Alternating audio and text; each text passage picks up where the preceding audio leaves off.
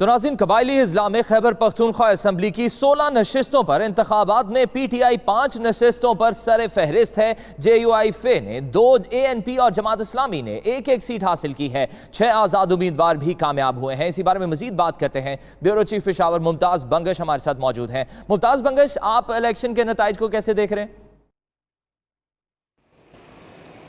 बिल्कुल, नताइज से तो साफ जाहिर है कि पाकिस्तान तहरीक इंसाफ वो वाहिद पार्टी है जो यहाँ कबायली इलाकों में भी एक बड़ी पार्टी के तौर पर उभरी है। 5 नशिस्तें हासिल की हैं और एक नशिस्त पे अब रिजल्ट बाकी है। उसके बारे में भी ये नहीं कहा जा सकता कि वो किस केस में आएगी, लेकिन जो दूसरी जमातें हैं उनकी कारकर्दगी खासी मायूसकुन रही।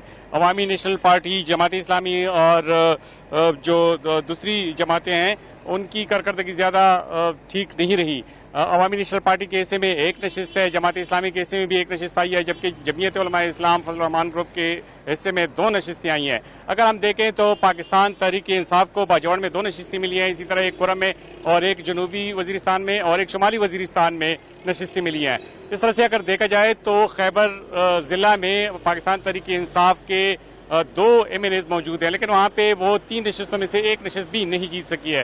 मोहम्मद एजेंसी में उनका 1 MNA मौजूद है, लेकिन वहां से भी उनकी कारकर्दगी ज्यादा बेहतर नहीं रही है और कोई नशिस्त वो जीत नहीं सके हैं। और अगजई एजेंसी में भी उनका MNA मौजूद है, लेकिन वहां से भी वो कोई नशिस्त जीत नहीं सके हैं।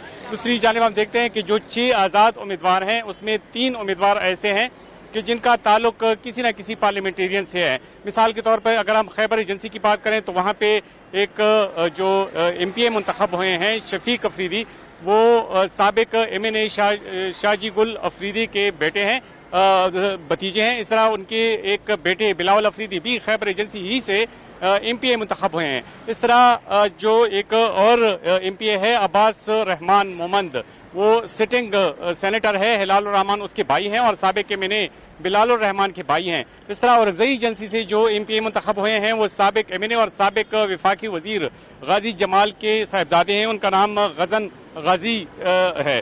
इसी तरह हम देखते हैं कि जमीयत उलमा इस्लाम जो माजी में जनूबी वजीरिस्तान और शुमाली वजीरिस्तान में अपनी जड़ें मजबूत रखती थी, लेकिन अब वो सिर्फ 2 अजला तक महदूद हो गई है। उनकी जो नशिस्तें आई है वो कुरम एजेंसी में और FR रीजन्स में आई हैं। इसी तरह जो जमात इस्लामी है वो बाजवड़ जमात इस्लामी का घर समझा जाता था, लेकिन 2 नशिस्तें वो जमात इस्लामी वहां पे हार चुकी है और सिर्फ 1 नशिस्त से वहां पे कामयाब हुई है। अवामी नेशनल पार्टी तकरीबन तमाम कबायली अजला जो है उसे वाइप आउट हुई है और सिर्फ मोहम्मद एजेंसी में उनकी 1 नशिस्त आई है।